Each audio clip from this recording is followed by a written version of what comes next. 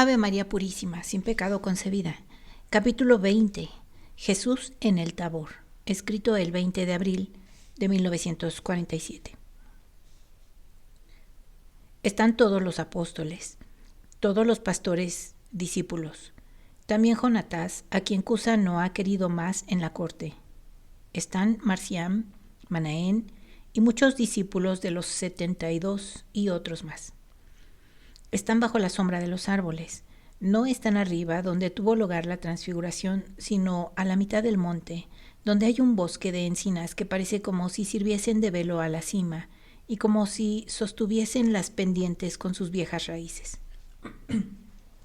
Casi todos dormitan, teniendo en cuenta la hora, el no tener que hacer y la espera.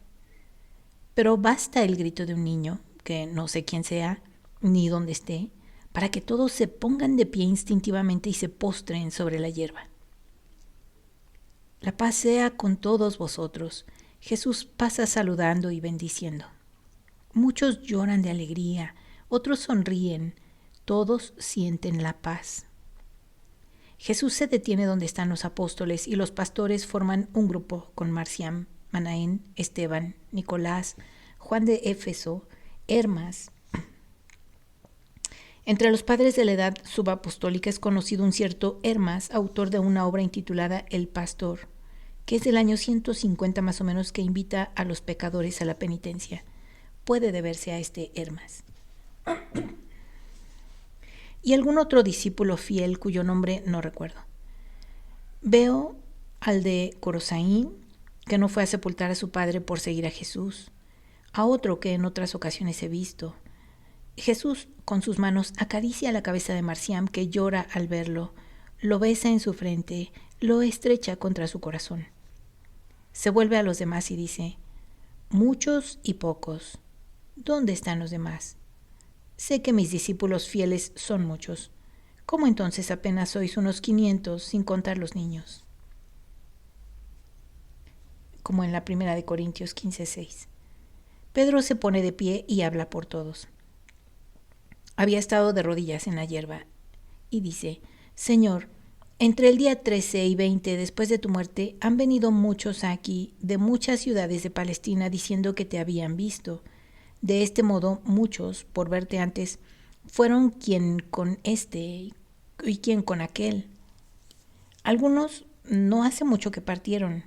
Los que vinieron decían que te habían visto en diversos lugares y lo que era maravilloso. Todos afirmaban haberte visto en el día 12 después de tu muerte. Nosotros creímos que se trataba de un engaño de esos falsos profetas, de los que hablaste, y de los que dijiste que se levantarían para llevar a la trampa a los elegidos. Lo dijiste en los Olivos la noche anterior. Pedro, al recordarlo de aquella noche, baja la cabeza lleno de dolor. 2 lágrimas. Y luego otra más le caen sobre la barba. Jesús le pone la mano derecha sobre la espalda. Pedro se estremece fuertemente al sentir su contacto y al no atreverse a tocar su mano, e inclina su cuello y con su mejilla acaricia su mano y se la besa tiernamente. Santiago de Alfeo habla. Aconsejamos a los que se dirigían al mar Bosra, Cesarea de Filipo, Bosra, Cesarea de Filipo, Pela, Cades, al monte cercano a Jericó, a la llanura como la de Esdrelón, al Gran Hermón, a Beterón, Betsamés y a otros lugares que apenas si tienen nombre, pues se componen de casuchas aisladas en la llanura cercana a Jaffa o Galaad, y les aconsejamos, que no fueran. Algunos decían: lo hemos visto y lo hemos oído, y otros mandaban a decir que te habían visto y hasta que habían comido contigo, y queríamos detenerlos pensando que podrían ser insidias de quien no nos quiere o bien fantasmas que veían personas sugestionadas. Ellos quisieron ir, unos acá y otros allá, y así nos hemos visto reducidos a menos de 1/3.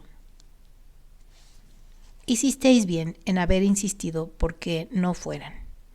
No porque no haya estado donde ellos aseguraban haberme visto, sino porque yo les había mandado que se estuviesen aquí, unidos en la oración, esperándome. Mateo 28:16. y porque quiero que mis palabras sean obedecidas, especialmente por mis siervos. Si estos empiezan por desobedecer, ¿qué harán los creyentes? Escuchad todos vosotros que estáis aquí. Recordad que en un organismo, para que en realidad sea activo y sano, es necesaria una jerarquía. Esto es, quién mande, quién transmita las órdenes recibidas y quién obedezca. Lo mismo sucede en las cortes de los reyes. De igual modo en las religiones. En nuestra religión hebrea, en otras, aun cuando no sean puras, siempre existe una cabeza, ministros y siervos de estos, fieles. Un pontífice no puede hacer todo por sí solo, tampoco un rey, y sus disposiciones se refieren a contingencias humanas, a formalismos rituales. Así es, esto mismo aún en la religión mosaica, en que no queda más un formalismo de ritos, de movimientos de un grupo que sigue cumpliendo los mismos actos, aun cuando el alma de tales actos es algo que ya está muerto, muerto para siempre. El que les daba vida, el que les daba valor a sus ritos, se ha retirado. Los ritos son actos y no más. Actos que cualquier payaso puede imitar como si estuviese en un teatro. Ay de aquella religión que muere y de fuerza real, viva, se convierte en pantomima ruidosa, exterior, en cosa vacía detrás del escenario, detrás de los vestidos pomposos y en mecanismos que realizan determinados movimientos, a la manera como una llave da vuelta a un muelle, pero tanto esta como la llave no tienen conciencia de lo que hacen. Ay de aquel día, recordadlo. Recordadlo siempre y decidlo a vuestros sucesores, porque quiero que esta verdad la conozcan los siglos. Causa menos terror que un planeta caiga que no una religión. Si el cielo se quedase sin estrellas o planetas para los pueblos, no sería una desgracia semejante a la de quedarse sin una religión real. Proveería Dios sabiamente a las necesidades de los mortales, porque todo lo puede para con los que en el camino de la sabiduría o en el camino de su ignorancia conoce, buscan, aman a la divinidad con espíritu recto. Pero si llegase el día en que los hombres no amasen más a Dios, porque los sacerdotes de todas las religiones hubieran hecho de ellas únicamente una pantomima, siendo los primeros en no creer en su religión, ¡ay de la tierra! Ahora bien, si esto digo aún de las religiones que no son las verdaderas y que brotaron por revelación parcial de un sabio o por la necesidad instintiva del hombre de crearse una fe para alimentar su alma con el amor hacia un Dios, Dios con minúscula. Es este deseo el estímulo más fuerte en el hombre, el estado permanente en busca de aquel que existe, que el corazón ama, aun cuando la inteligencia soberbia niegue tributar obsequio a cualquier divinidad, aun cuando el hombre no sepa dar un nombre preciso a este anhelo que dentro de él aletea. Si esto es así, ¿qué deberé decir a esta religión que os he dado, que lleva mi nombre, de esta para la que he creado pontífices y sacerdotes, de esta que os he ordenado que propaguéis por toda la tierra? Esta religión única, verdadera, perfecta, inmutable en su doctrina que yo, cual maestro, he enseñado, y que el Espíritu Santo que vendrá siempre irá completando. El Espíritu Santo, guía santísimo de mis pontífices y de todos los que los ayuden cual cabezas secundarias en las diversas iglesias creadas, en las diversas regiones donde enraizaré mi palabra. Estas iglesias diversas en número no lo serán en el pensamiento.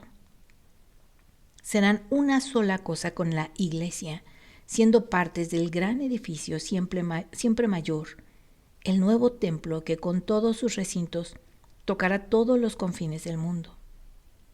No serán diversas en el pensamiento, ni se contradirán entre sí mismas, sino que se unirán como hermanas, sujetas todas a la cabeza de la iglesia, a Pedro y a sus sucesores, hasta el fin de los siglos. y las que por algún motivo se separasen de la iglesia madre se parecerán a miembros cortados a los que la mística sangre, la gracia que de mí brota, cual cabeza divina, no llega. Se parecerán a los hijos pródigos que se han ido porque quieren de la casa paterna irse. Contarán con sus efímeras riquezas, pero su miseria será cada vez mayor, hasta embotarse con alimentos y bebidas demasiado pesados para la inteligencia espiritual, y languidezca comiendo las bellotas amargas de los animales inmundos hasta que, con corazón contrito, vuelvan a la casa paterna diciendo: hemos pecado, Padre, perdónanos, y ábrenos las puertas de tu casa. Y entonces, se trate de un miembro de una iglesia separada o de una iglesia entera, si así fuera, pero ¿dónde? ¿Cuándo surgirán imitadores míos prontos a redimir iglesias enteras separadas a costa de su vida para formar de nuevo un solo rebaño bajo un solo pastor, como lo deseo ardientemente? Entonces, bien se trate de uno solo o de una asamblea completa, los que regresan, abridles las puertas. Sed paternales. Pensad que todos, por una hora o durante muchas, tal vez por años, fuisteis uno por uno hijos pródigos inclinados hacia la concupiscencia. No seáis duros con quien se arrepiente. Recordadlo, recordadlo. Muchos de vosotros hace unos 20 días huisteis. ¿Y no fue señal de que no me amabais? Por lo tanto, así como os recibí, porque llegasteis arrepentidos, de igual modo haced vosotros. Todo lo que he dicho, hacedlo vosotros. Esta es mi orden. Por 3 años habéis vivido conmigo. Conocéis mis obras, mi modo de pensar. Cuando en lo futuro os encontréis con un caso sobre el que tengáis que decidir, volved los ojos a los días en que estuvisteis conmigo y comportaos como lo he hecho. Jamás os equivocaréis. Soy el ejemplo vivo y perfecto de lo que debéis hacer. Recordad que yo mismo no me negué al mismo Judas de Queriot. El sacerdote debe, con todos los medios, tratar de salvar. Que el amor siempre venza entre los medios que uséis. Recordad que no ignoraba la tragedia de Judas, pero venciéndome a mí mismo, lo traté como traté a Juan. Vosotros frecuentemente ignoraréis la amargura de saber que todo ha sido inútil por salvar a un discípulo amado, y podréis hacerlo sin la desilusión que se saborea cuando se sabe que todo es inútil. Se debe trabajar siempre, siempre, hasta que todo termine. Sufres, Señor. Nunca creí que pudieras sufrir más. Todavía sufres por Judas. Olvídalo, Señor. Grita Juan, que ni por un instante quita sus ojos de Jesús, que abre los brazos en forma que solía hacerlo cuando se resignaba a un hecho penoso. Y responde: así es, Juan. Ha sido y es el dolor más grande en el mar de mis dolores. Judas. Es el dolor que me queda. Esta expresión hay que entenderla, como en otros lugares de la Biblia, como cuando se dice que Dios se arrepiente en Gálatas 6, porque Jesús y Dios hombre no podía menos de expresarse de un modo adaptado a sus oyentes. Los otros dolores terminaron con mi sacrificio, pero este no. Lo amé, me entregué yo mismo hasta la muerte por salvarlo. Pude abrir las puertas del limbo y sacar de él a los justos. He podido abrir las puertas del purgatorio y sacar a los que en él estaban. Pero el lugar de horror, donde está, me quedó cerrado. Para él, mi muerte fue inútil.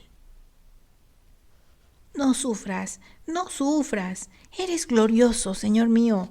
Nadie más que tú debe gloriarse y alegrarse. Has bebido el cáliz de tu dolor, agrega Juan. De veras que nadie se podía imaginar que pudiera sufrir, dicen todos sorprendidos y conmovidos. ¿Y pensáis cuánto tendré que sufrir en el correr de los siglos por cada pecador impenitente, por cada hereje que me negará, por cada fiel que me renegará, por cada dolor indecible, por cada sacerdote culpable, causa de escándalo y ruina? No, no lo sabéis. Aún no. No lo comprenderéis hasta que no estéis conmigo en la luz de los cielos. Entonces sí que lo comprenderéis. Al contemplar a Judas he contemplado a los elegidos cuya elección se cambia en ruina por su voluntad perversa. Oh, vosotros que sois fieles, que formaréis los futuros sacerdotes, acordaos de mi dolor. Sed siempre más santos para consolar mi dolor. Formadlos santos para que, cuanto es posible, no se repita este dolor. Exhortad, vigilad, enseñad, combatid, alertas como lo es una madre, incansables como un maestro, atentos como pastores y fuertes como guerreros para sostener a los sacerdotes que vendrán a vosotros. Haced que la culpa del 12º apóstol no se repita bastantes veces en lo futuro. Sed como he sido con vosotros. Os dije, sed perfectos como el Padre Celestial.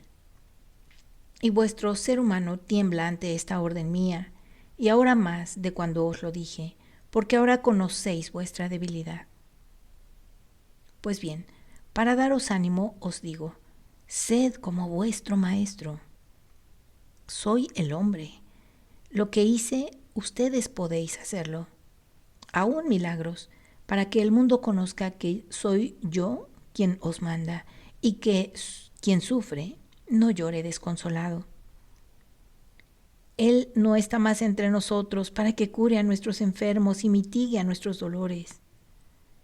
En estos días yo he hecho milagros para consolar corazones y persuadir a que el Mesías no ha sido exterminado porque se sujetó a la muerte. Antes bien, es más poderoso y para siempre. Pero cuando no esté más entre vosotros, haréis lo que yo he hecho hasta ahora y que haré todavía. Mas no poder hacer milagros sino por vuestra santidad, se amará la nueva religión. Y debéis ser celosos de vuestra santidad, no del don que os transmito. Cuanto más santos seáis, tantos más seréis amados en mi corazón, y el Espíritu de Dios os iluminará mientras su bondad y poder llenarán vuestras manos con dones del cielo. El milagro no es una cosa necesaria e indispensable para vuestra vida de fe. Más bien, bienaventurados los que sepan permanecer en la fe sin medios extraordinarios para creer. El milagro no es algo exclusivo a tiempos especiales que termine con ellos. El milagro existirá en el mundo. Habrá siempre, tanto más numerosos cuanto más justos haya en el mundo. Cuando los milagros sean pocos, entonces habrá que decir que la fe y la injusticia languidecen. Porque he dicho, si tenéis fe, podréis cambiar de lugar las montañas. Y también he dicho, las señales que acompañarán a los que tienen fe en mí será su victoria sobre los demonios, sobre las enfermedades, sobre los elementos y sobre las acechanzas. Dios está con quien lo ama. La señal de cómo mis fieles estarán en mí será el número y potencia de prodigios que obrarán en mi nombre y para glorificar a Dios. Un mundo que no tenga milagros, sin calumniarlo, se le podrá decir, has perdido la fe y la justicia, eres un mundo sin santos. Así pues, volviendo a lo de antes, habéis hecho bien en haber querido detener a los que, semejantes a niños engañados al oír que se toca música o por rareza, se apartan de las cosas seguras. Pero reciben su castigo porque pierden mi palabra. También vosotros cometisteis vuestro error. Os habéis acordado de que os había dicho que no fuerais de acá para allá porque alguien os dijera que estoy en este lugar o en aquel. Os habéis acordado que también os dije que en la segunda venida del Mesías será semejante al relámpago que parte del oriente y retorciéndose llega al occidente en un momento en el que apenas si se cierran y abren los ojos. Esta segunda venida mía ha empezado desde el momento de mi resurrección y culminará con mi aparición, cual juez de todos los resucitados. Pero antes, ¿cuántas veces me apareceré para convertir, curar, consolar, enseñar, dar órdenes? En verdad os digo, estoy para regresar a mi Padre, pero la tierra no se verá privada de mi presencia. Yo seré velador y amigo, maestro y médico. Donde cuerpos o almas, pecadores o santos tendrán necesidad de mí, o que yo elegiré para transmitir mis palabras a los demás. También esto es verdad. La raza humana tendrá necesidad de una continua manifestación de amor de mi parte, pues es muy dura de doblegarse, fácil de enfriarse, pronta para olvidar, deseosa de seguir la bajada en vez de la subida, que si no la tuviese con medios sobrenaturales, de nada servirían la ley, el evangelio, las ayudas divinas que mi iglesia proporcionará para conservar al linaje humano en el conocimiento de la verdad y en su voluntad de llegar al cielo. Hablo de los que creerán en mí, que serán siempre menos de los que poblarán la tierra. Vendré. Quien me tenga, que sea humilde. Quien no, no lo haga solo para que con ello sea alabado. Nadie desee lo extraordinario. Dios sabe cuándo y dónde darlo. Para entrar al cielo no es ni siquiera necesario lo extraordinario. Antes bien es un arma que si se le usa mal puede llevar al infierno. Os voy a decir cómo. Porque pueden nacer la soberbia, porque puede sobrevenir un estado de espíritu que Dios aborrece, semejante a una soñolencia, y uno se contente con ello, creyéndose ya en el cielo por el don recibido. En tales casos, en lugar de llama y alas, se convierten en hielo y en roca, y el alma cae y muere. Además, un don mal usado puede provocar avidez de tener más para ser alabado. En este caso, podría entrar el espíritu del mal en lugar del Señor para seducir a los imprudentes con prodigios necios. Procurad estar siempre lejos de cualquier clase de seducción. Contentaos con lo que Dios os da. Él sabe lo que os es útil y en qué medida. Pensad siempre que cualquier don es una prueba más que un don. Es una prueba de vuestra justicia y voluntad. A todos os he dado las mismas cosas. Lo que a vosotros sirvió, a Judas arruinó. ¿Fue acaso una cosa mala el don? No, la voluntad suya era mala. De igual modo ahora me he aparecido a muchos, no solo para consolar y hacer algún beneficio, sino para contentaros. Me pedisteis que persuadiese al pueblo a quien el Sanedrín trata de convencer de que no he resucitado. Entonces me he aparecido a niños, a adultos, en el mismo día, en lugares tan distantes que sí que serían necesarios muchos días para recorrerlos. Pero para mí no existe más la esclavitud de la distancia. Y esto que hice ha desorientado también a vosotros. Os habéis dicho, estos han visto fantasmas.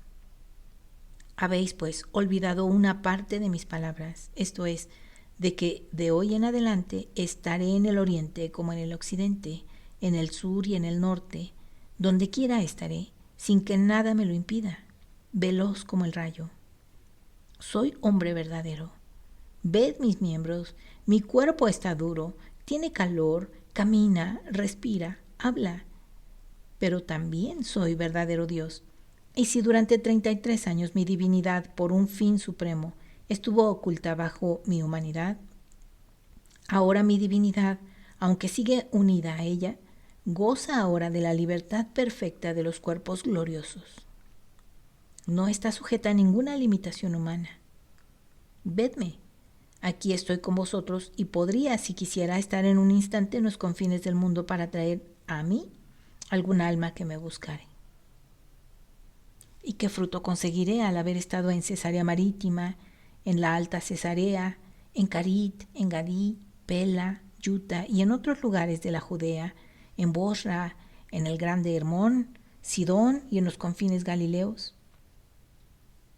¿Y qué? El haber curado a un niño, resucitado a uno que hacía poco había expirado, el haber consolado a un ser angustiado y haber llamado a mi servicio a uno que se había consumido en la penitencia, a un justo que me lo había pedido y entregado mi mensaje a inocentes, mis órdenes a un corazón fiel. ¿Persuadirá esto al mundo? No. Los que creen continuarán creyendo y con más seguridad y paz, pero no con mayor fuerza porque ya han aprendido a creer. Los que no supieron creer con una fe verdadera quedarán con sus dudas. Los malvados dirán que son delirios y mentiras mis apariciones, que el que había muerto no había resucitado, sino que dormía. ¿Os acordáis de la parábola del rico Epulón? De cómo Abraham respondió al condenado: si no escuchan a Moisés y a los profetas, mucho menos creerán en uno que haya resucitado y que les diga lo que tienen que hacer. ¿Acaso me han creído? ¿A mis discípulos? ¿Qué consiguió el milagro de la resurrección de Lázaro? Que se hubieran apresurado a condenarme. ¿Qué cosa mi resurrección?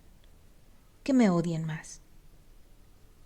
También mis milagros de estos últimos días en que estoy con vosotros no persuadirán al mundo, sino a los que no son más del mundo, pues han escogido el reino de Dios con sus fatigas y penas presentes y con su gloria futura. Pero siento gusto que estéis confirmados en la fe y que seáis fieles a mis órdenes, estando en este monte a mi espera sin tener prisas humanas, de gozar aún de cosas buenas, pero distintas de las que os había señalado. La desobediencia da 1/10 y quita 9. Ellos se fueron y oirán palabras humanas. Vosotros os habéis quedado, habéis escuchado mi palabra que aunque os repite cosas ya dichas, siempre es buena y útil. La lección servirá de ejemplo a todos vosotros y a los que vendrán en lo futuro. Jesús pasa sus ojos por los presentes. Ven, Eliseo de Engadí, tengo algo que comunicarte. No había yo reconocido al ex leproso, hijo del viejo Abraham. En aquella ocasión era un esqueleto, era un espectro, y ahora es un robusto hombre, en la flor de la edad. Se acerca, se postra a los pies de Jesús, que le dice: una pregunta tienes en los labios desde que te enteraste que estuve en Engadí. ¿Qué es? ¿Has consolado a mi padre? Te respondo: más que consolado, me lo he llevado conmigo. ¿Contigo, Señor? ¿Dónde está que no lo veo? Eliseo, yo estoy acá por un poco de tiempo, pero luego me voy a donde mi padre. Señor, ¿quieres decir que mi padre ha muerto? Se quedó dormido sobre mi corazón. También para él han terminado los sufrimientos.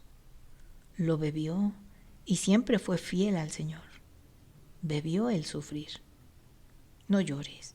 ¿No lo habías dejado acaso para seguirme? Sí, Señor mío. Pues bien, tu padre está conmigo, y al seguirme, tú sigues cerca de tu padre. Pero, ¿cuándo? ¿Cómo? En su viña, donde por primera vez me oyó hablar, me acordó la petición que el año pasado me había hecho y le dije: ven, murió dichoso porque dejaste todo por seguirme. Perdona si lloro, maestro, era mi padre. Sé comprender el dolor. Le pone la mano sobre la cabeza para consolarlo y dice a los apóstoles: aquí tenéis un nuevo compañero. Amadlo mucho porque lo saqué de su sepulcro para que me sirviera. Luego: Elías, ven a mí, y no estés avergonzado como uno que fuera extraño a sus hermanos. Todo el pasado ha terminado. También ven tú, Zacarías, que dejaste padre y madre por seguirme. Entra con los 72, junto con José de Cintio. Lo merecéis porque desafiasteis a los poderosos por mí. También tú, Felipe, y tú, su compañero, que no quieres que se te llame por tu nombre porque te suena mal. Toma entonces el de tu padre, que es un justo aun cuando no es de los que me siguen abiertamente. ¿Lo veis? Yo no excluyo a ninguno que tenga buena voluntad. No a los que me seguían como discípulos, ni a los que hacían buenas obras en mi nombre, aunque no pertenecían a los grupos de mis discípulos, ni a los que pertenecían a sectas que no todos aman, los cuales pueden entrar siempre en el camino justo y no se les excluye. Como hago yo, haced ustedes. Junto estos a los viejos discípulos, porque el reino de Dios está abierto a todos los que tienen buena voluntad, y aunque no estén presentes, os prohíbo que rechacéis aún a los gentiles. No los rechacé yo mismo, cuando vi que buscaban la verdad.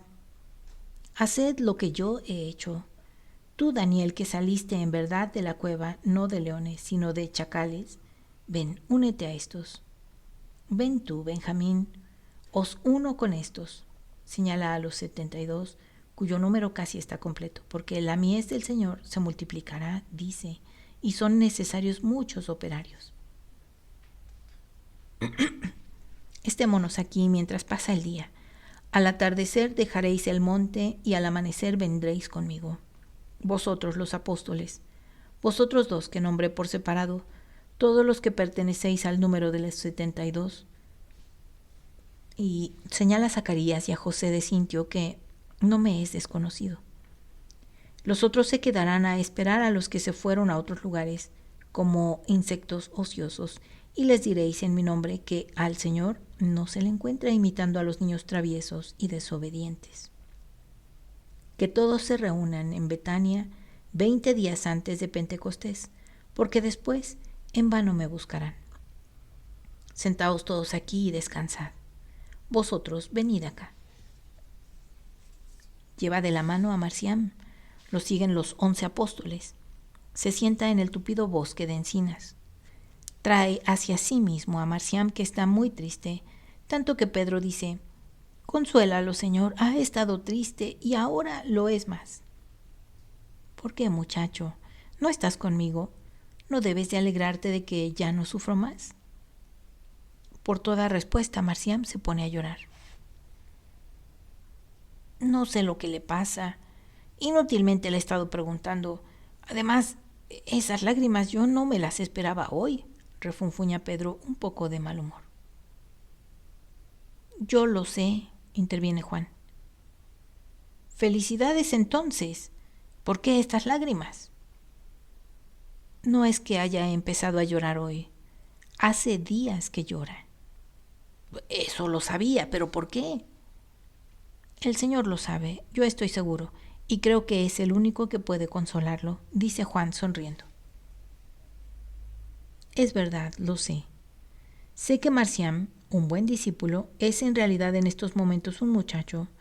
Es un muchacho que no ve la realidad de las cosas. Pero tú, que eres mi preferido entre todos los discípulos, ¿no piensas que he ido a fortalecer la fe de los que vacilaban, a absolver, recoger vidas que se expiraban, a destruir el veneno que la duda inyectaba en los más débiles, que empezaba a ejercer su influjo, a responder compasiva o severamente a los que se sentían con ardor de combatirme, a dar testimonio con mi presencia de que he resucitado donde se aseguraba que estaba muerto? ¿Había razón de visitarte, muchacho, cuya fe, esperanza, caridad, voluntad y obediencia yo sí los conozco? ¿A visitarte por un momento cuando de hoy en adelante te tendré muchas veces así? ¿Quiénes celebrarán la Pascua conmigo? ¿Quiénes celebrarán la Pascua conmigo? Sino tú entre todos los otros discípulos. ¿Ves a todos esos? Han celebrado su Pascua y el sabor del Cordero del carosé, de los ácimos, del vino, se les ha convertido en sabor a ceniza, a hiel en las horas que siguieron. Pero yo y tú, hijo mío, celebraremos gozosos nuestra Pascua y será cual miel que baja y que así se queda. Quien llora, gozará. Quien ha gozado no tiene derecho de gozar de nuevo. De veras, aquel día no estábamos muy contentos, murmura Tomás. Sí, teníamos miedo en el corazón, dice Mateo. Había algo que bullía en mí, sospechas y rencores. Lo digo por mí, agrega Tadeo. Y por eso decís todos que quisierais celebrar la Pascua suplementaria. Así es, Señor, confirma Pedro. Hubo un día en que te lamentabas de que las discípulas y tu hijo no tomaran parte en el banquete pascual. Ahora te lamentas por quien no pudo entonces alegrarse. Es verdad, siempre me equivoco, soy un pecador. Y yo te compadezco. Quiero que todos vosotros estéis a mi alrededor y también las discípulas. Lázaro nos volverá a dar hospitalidad. No quise que hubieran estado tus hijas, Felipe, ni vuestras mujeres, ni Mirta, Noemí y la jovencilla que está con ellas, ni estos. No había lugar para todos en Jerusalén en esos días. Es verdad, y fue mejor que no hubieran estado, recalca Felipe. Sí, habrían visto nuestra cobardía. Cállate, Pedro. Sí, calla, Pedro, está perdonada. Así es, yo se la confesé a mi hijo y pensé que por eso estaba triste. La confesé porque cada vez que la confieso siento alivio. Es como si me quitaran una carga del corazón. Cada vez que me humillo me siento más perdonado. Pero si Marciam está triste porque tú te mostraste a otros, es la única razón, Padre mío. Entonces cobra ánimos. Él me ha amado, te ha amado siempre y te ama. Respecto de la segunda Pascua ya te lo ha dicho. Yo pensaba que no había obedecido bien y que no había hecho lo que me ordenaste por medio de Porfiria y que por esto me castigabas. Y yo pensaba que no te me aparecías porque odiaba a Judas y a los que te crucificaron. Confiesa claramente, Marciam. No hay que odiar a nadie. He perdonado. Sí, Señor mío, no odiaré más. Y ya no estés más triste, Marciam. Ya no lo estaré, Señor. Marciam, como todos los jovenzuelos, tiene ahora más confianza que los demás y se echa en los brazos de Jesús, seguro de que no está irritado contra él. Parece un polluelo bajo el ala de la gallina. Busca con ansia que le abrace para asegurarse de su completo perdón y feliz se adormece. Todavía es un niño, observa Celote. Sí, pero que ha sufrido mucho. Me lo dijo Porfiria cuando se lo conté a José de Tiberíades y me lo trajo, dice Pedro. Luego dirigiéndose al maestro, ¿irá también Porfiria a Jerusalén? ¿Cuánto deseo repercute en su súplica? Todas irán. Las quiero bendecir antes de subir a mi padre. También ellas han ayudado y muchas de ellas han ayudado mejor que los varones. ¿Y no vas donde tu madre?, le pregunta Tadeo. Mi madre y yo siempre estamos juntos. ¿Juntos? ¿Cuándo? Judas, ¿te parece que en ella siempre encontré alegría y contento?